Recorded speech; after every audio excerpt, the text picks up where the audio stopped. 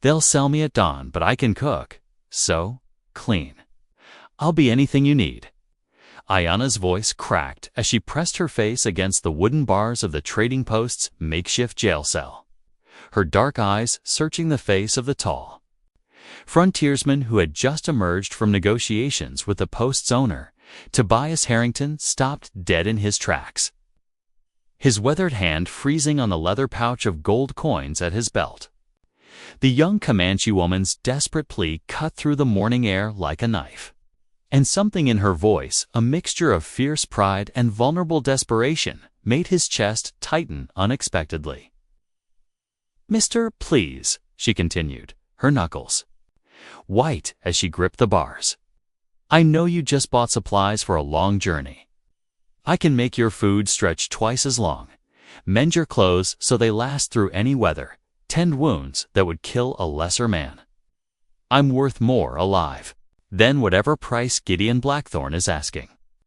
Tobias had ridden into Millfield Creek that morning with one purpose: gather supplies for his isolated mountain ranch and head back to his solitary life. The last thing he needed was complications, especially involving the notorious slave trader, who ran the trading post with an iron fist and no conscience. "She's a fine specimen, ain't she?" Blackthorne's gravelly voice made Tobias's skin crawl as the heavy-set man emerged from the shadows, tobacco juice staining his gray beard.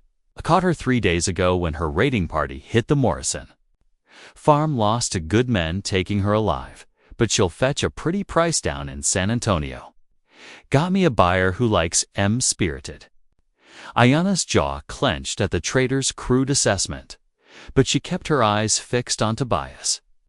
Something about this man felt different from the rough trappers and drifters who usually frequented the post. His clothes were simple but well-maintained, his weapons clean but not ostentatious, and when their eyes met, she saw neither cruelty nor pity, just a deep, weary recognition of suffering. "How much?"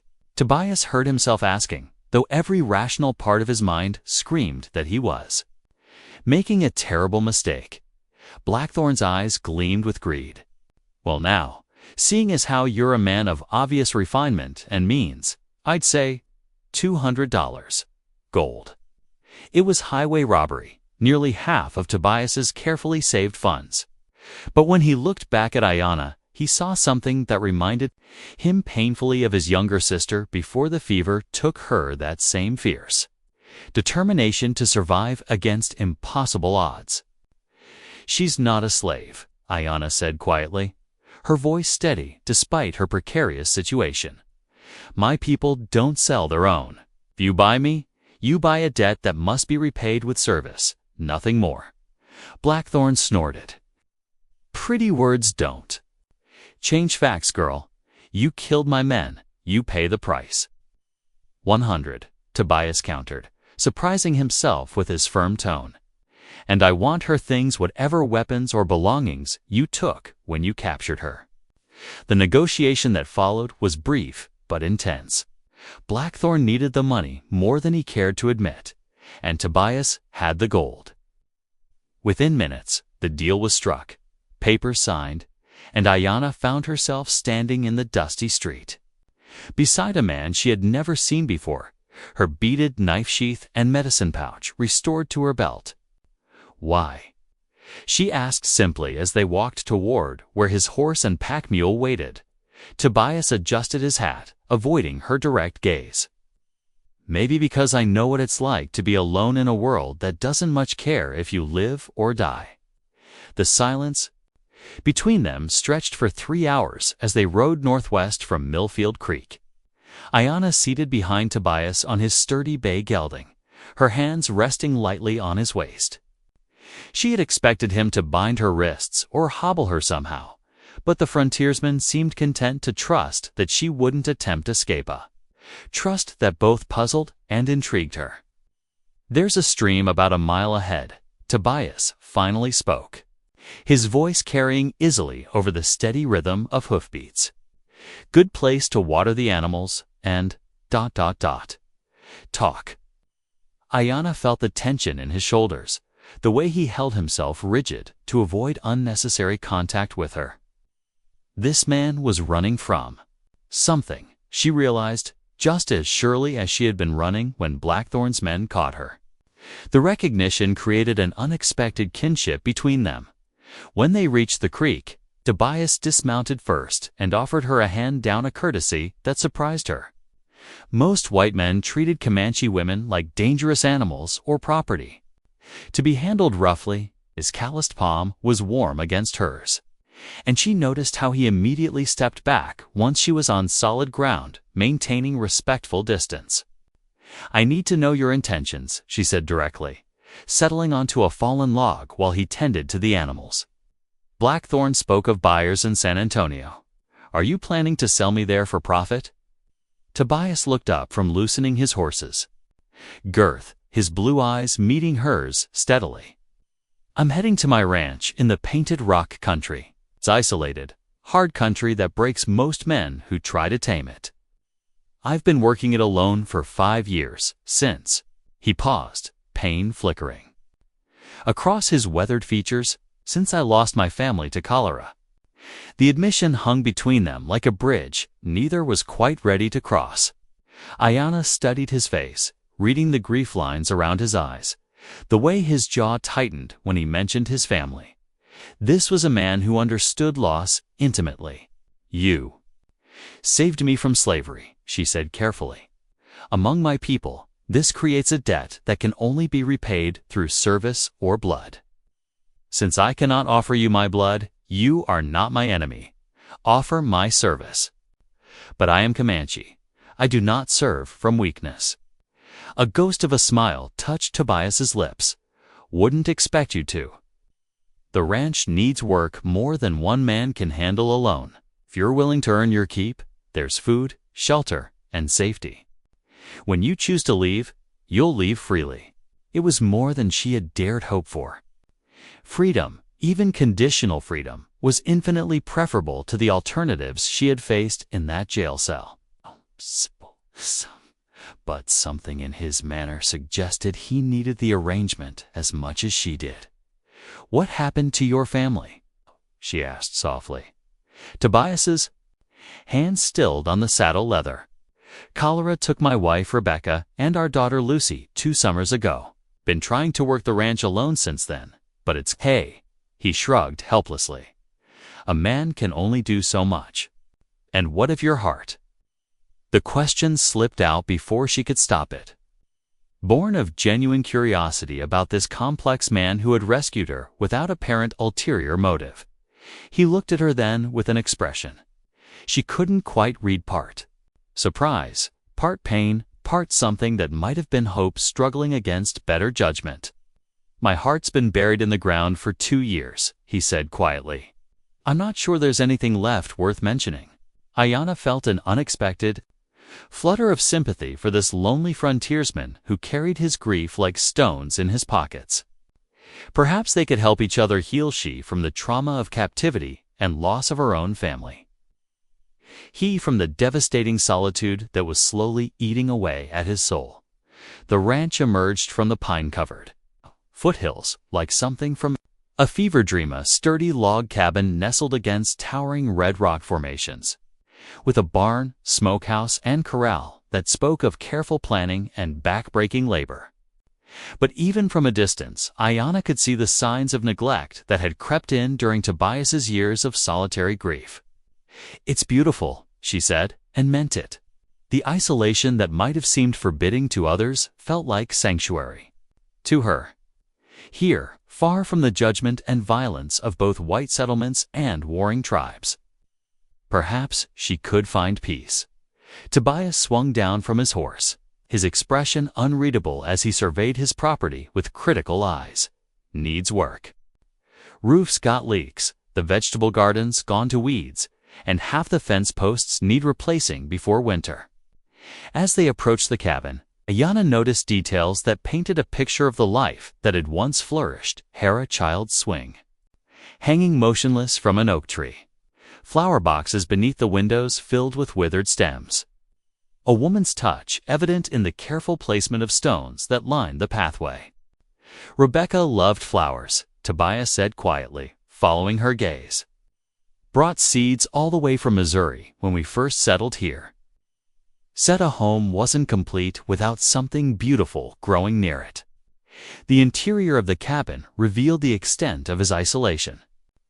Clean but sparse, it held the bare necessities of survival without any of the warmth that made a house into a home. Ayanna ran her fingers over the dust-covered mantelpiece, noting the faded rectangle where a family portrait had once hung. "Where will I sleep?" she asked practically, setting down her small bundle of belongings. Tobias's cheeks reddened slightly. "There's a small room off the kitchen, used to be Lucy's. I can hang a blanket for privacy until I can build you a proper door." His consideration for her modesty struck her as oddly touching. She had expected to sleep in the barn or some other outbuilding, but he was offering her a place within his home, treating her more like a welcomed guest than purchased property. That evening, as she prepared their simple meal of beans and cornbread, Ayanna watched Tobias mending harness leather by lamplight. His hands moved with practiced skill, but she noticed how he kept glancing up, as if he couldn't quite believe he wasn't alone anymore. "Tell me about your wife," she said impulsively, stirring the pot of beans. "What was she like?" "Rebecca was, sunshine," he said finally. "Always finding reasons to laugh, even when times were hard. She could make a celebration out of the first tomato of the season, or a successful batch of bread. And she saw the best in everyone, probably. Why she agreed to marry a rough mountain man like me." His voice grew softer as he continued.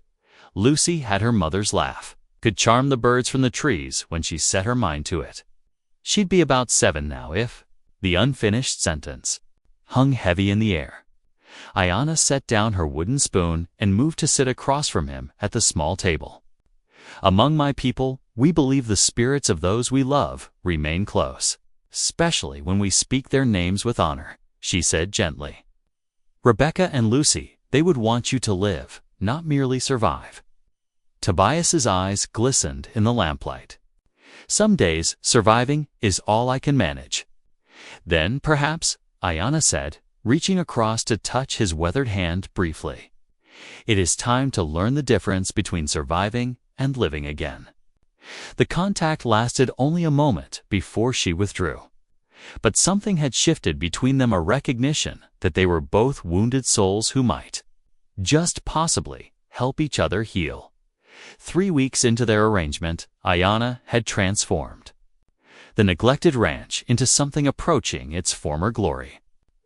The vegetable garden showed neat rows of late-season plantings. The cabin windows gleamed clean and bright, and the scent of fresh bread had begun to compete with the pine-scented Ned. But it was the small changes in Tobias that intrigued. Her most he had begun whistling while he worked. His shoulders no longer carried the perpetual slump of defeat. And twice she had caught him actually smiling at something she said. "You're different from what I expected," he admitted one evening as they sat on the cabin's front porch, watching the sunset paint the red rocks in brilliant shades of gold and crimson. "What did you expect?" Ayanna asked, not looking at him as she continued mending one of his shirts, the third one this week that had torn on fence posts or a thorny brush. "I don't know. Someone ... harder, I suppose. More bitter after what you'd been through." She set down her needle and considered his words carefully. "Bitterness is a poison that hurts the one who carries it more than anyone else. I choose not to carry such burdens." "How do you do it?" His voice carried genuine curiosity. "How do you let go of anger?" The question revealed more about his own struggle than he probably intended. Ayanna turned to study his profile in the fading light, noting the tension that still lived in the set of his jaw, the way his hands clenched involuntarily when he thought she wasn't watching. "I grieve what was lost," she said simply. "My village, my family, my freedom to live as my people have lived for generations. I allow the sadness to flow through me like water through a riverbed, but I do not dam it up inside where it can turn stagnant and poisonous. Tobias was quiet for a long moment. I built a dam, he said finally. After Rebecca and Lucy died, I thought if I could just stop feeling anything, the pain would end. And did it? His laugh was bitter. No, it just made everything else go numb. 2. I stopped tasting food, stopped noticing sunsets, stopped caring whether the crops grew or the animals stayed healthy. I was just ... existing. Ayana reached over and placed her hand on his arm. This time, she didn't pull away immediately. The dam has cracks now. I can see them. Indeed, over the past weeks, she had watched him slowly come back to life. He had started commenting on her cooking, asking her opinion about ranch improvements, even laughing at her dry observations about the peculiar habits of his milk cow, Bess. Maybe that's because of you, he said quietly, covering her hand with his larger one. Having someone to talk to again, someone who ... understands loss. Her touch sent unexpected warmth up her arm. Ayana had been married once, briefly, to a young warrior who died in a raid before she could bear him children. But what she felt stirring between herself and Tobias was different, deeper, more complex, built on shared grief and mutual respect. Rather than mere attraction. Tobias, she said carefully, what happens when winter ends? When the snows melt and the world opens up again. He was quiet for so long she thought he wouldn't answer. When he finally spoke, his voice was barely above a whisper. I keep hoping you'll want to stay. The admission hung between them like a bridge neither was quite ready to cross. Ayana felt her heart skip in a way it hadn't since she was a young girl receiving her first suitor's gifts. But she also understood the complexity of their situation, a white man and a Comanche woman in a world that had little tolerance for such unions. And if I wanted to stay, she asked softly, what would that mean? For both of us. Tobias turned to face her fully, his blue eyes intense in the gathering darkness. It would mean we'd have to be brave enough to build something new together. Something that honors both our pasts while reaching toward a different kind of future. As if to seal his words, the first stars began to appear overhead. Tiny points of light against the vast Montana sky, a reminder that even in the darkest nights, beauty and hope could still shine through. The November blizzard struck without warning, transforming the peaceful ranch into a white-shrouded battleground against the elements. Ayana woke to the sound of wind howling around the cabin like hungry wolves, and when she peered out the frost-covered window, she could barely see the barn through the swirling snow. Animals, Tobias said tersely, already pulling on his heaviest coat. Got to check on them before this gets worse. Without hesitation, Ayana began bundling herself in layers of wool and fur. I'm coming with you. Too dangerous. This storm could last for days. If we get separated between here and the barn, then we stay together, she interrupted firmly. 2 people have a better chance of surviving than 1 person trying to be heroic. The intensity in her dark eyes brooked no argument. Tobias nodded grimly and handed her one end of a thick rope. We tie ourselves together. If visibility gets worse, this line might be the only thing that saves our lives. The journey to the barn, normally a simple walk of 50 yards, became an epic struggle against wind that threatened to knock them off their feet and snow that stung their faces like needles. But they made it, bursting through the barn doors to find the animals huddled together for warmth. Nervous but alive. For 3 days, they were trapped in the cabin by the storm's fury. The isolation might have been uncomfortable under other circumstances, but Ayana found herself cherishing the enforced intimacy. They played chess with pieces Tobias had carved during previous lonely winters, shared stories of their childhoods, and slowly, carefully, began to explore the growing attraction between them. I never thought I'd feel this way again, Tobias admitted on the second night as they sat before the crackling fireplace, sharing a blanket against the cold that seemed to seep through every crack and crevice. Ayana nestled closer to his warmth, her head finding a natural resting place on his shoulder. What way? Like my heart might actually work again. Like there might be room in it for someone new without dishonoring the memory of what came before. She tilted her head to look up at him. Love doesn't diminish when it's shared, Tobias. It grows larger, like a fire fed with dry wood. The metaphor seemed to resonate with him. He reached up to brush a strand of her long black hair away from her face, his calloused fingers gentle against her skin. "You're beautiful," he said simply, inside and out. Before she could lose her courage, Ayana rose on her toes and kissed him. It was a soft, tentative contact at first, but when he responded by drawing her closer, the kiss deepened into something that spoke of months of growing connection and mutual longing. When they finally broke apart, both were breathing hard. Tobias rested his forehead against hers, his eyes closed as if he were making some internal decision. "I love you," he whispered. "I know it's complicated. I know the world won't make it easy for us, but I love you, Ayana."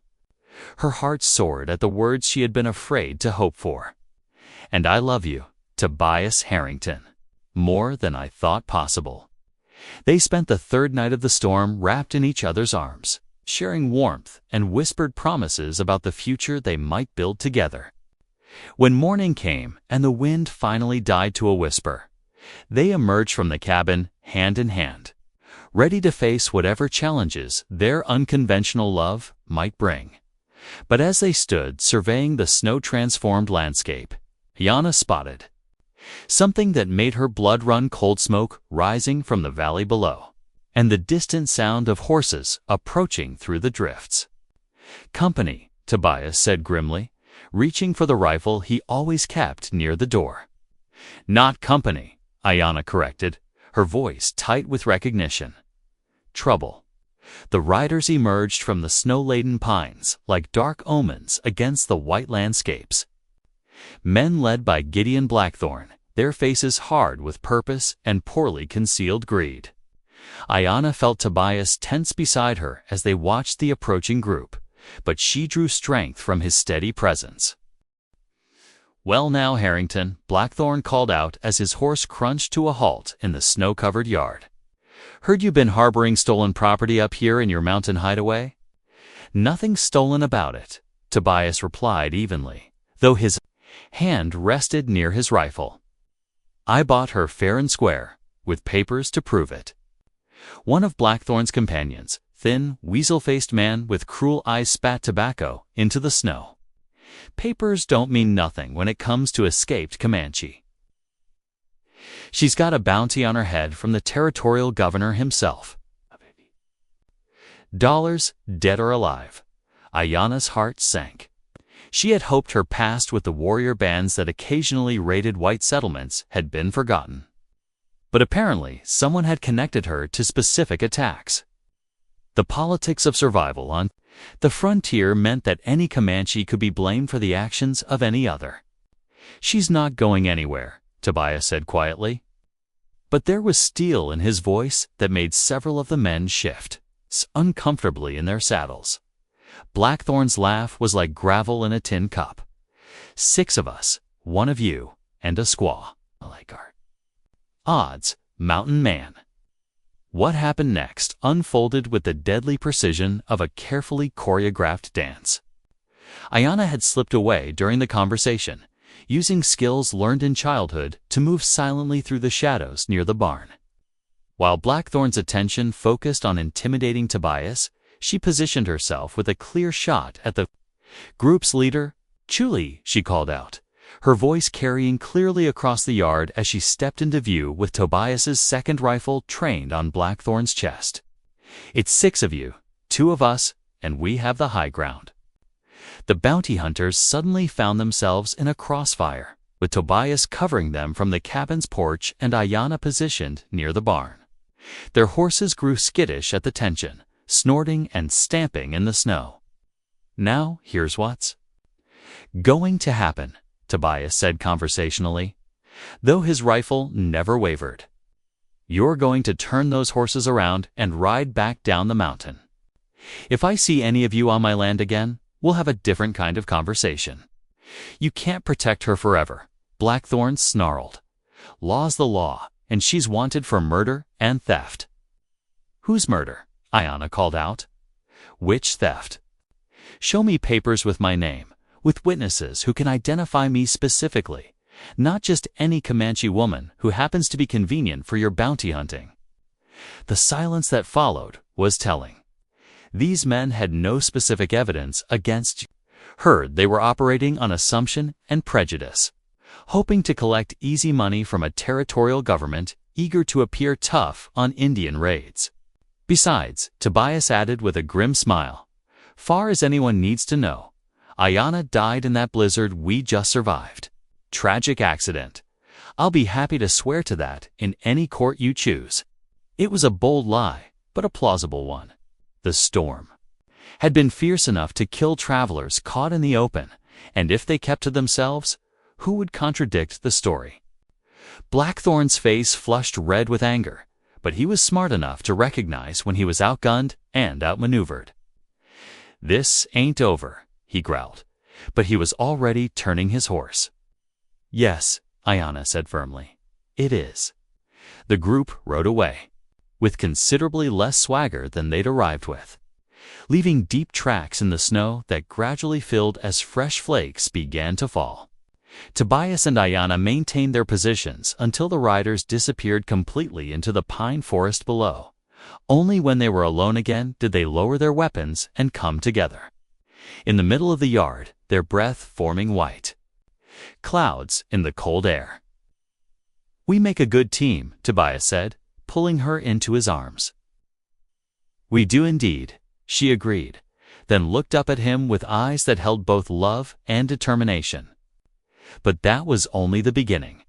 If we're going to build a life together, we need to make it official. It's in a way that even bounty hunters and territorial governors will respect. Tobias understood immediately what she was suggesting, and the smile that spread across his weathered face was like sunshine breaking through storm clouds. Ayanna Harrington has a fine ring to it.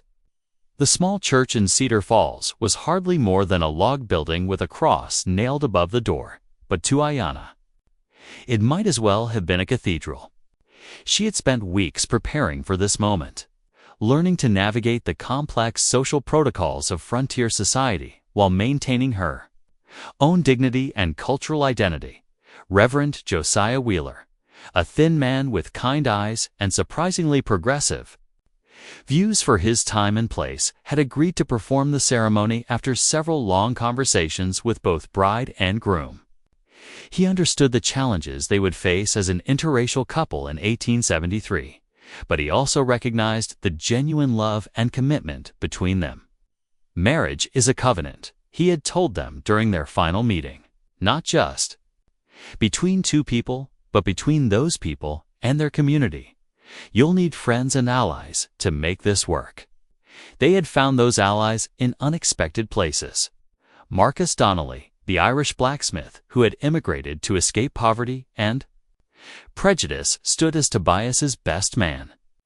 Margaret Chen, a Chinese woman who ran the general store with her husband after fleeing the violence in California's mining camps, had helped Ayanna prepare for the ceremony and served as her witness.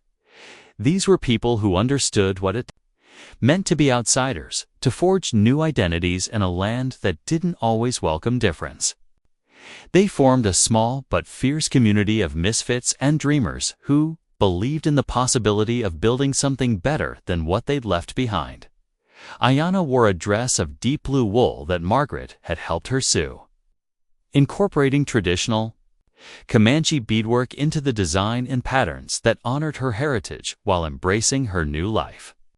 Tobias stood waiting at the altar in his best suit, cleaned and pressed for the occasion, his face radiant with joy and nervous anticipation.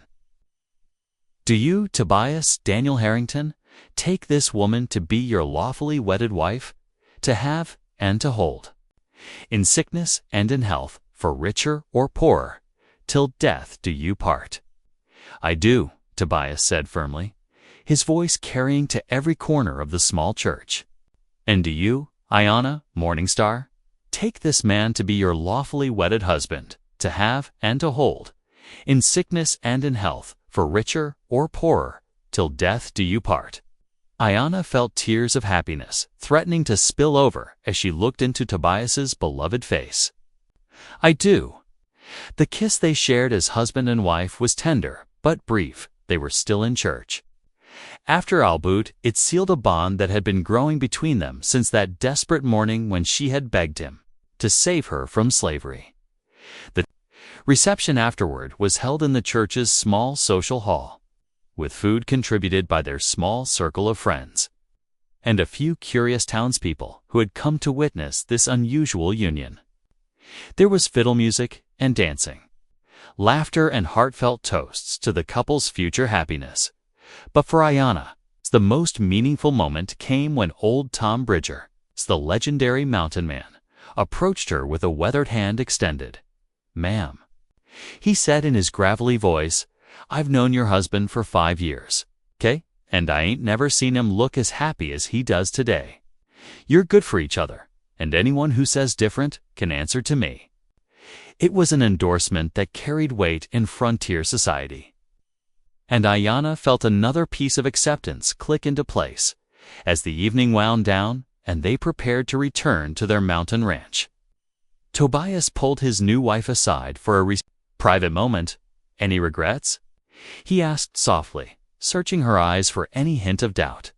Ayanna rose on her toes to kiss him again, this time with all the passion and promise she carried in her heart. "Only that we waited so long to make it official." They rode home through the star-filled night, the future stretching before them like an uncharted territory full of possibility. There would be challenges, society would test their resolve, seasons would bring hardship, and the past would occasionally reach out to threaten their peace.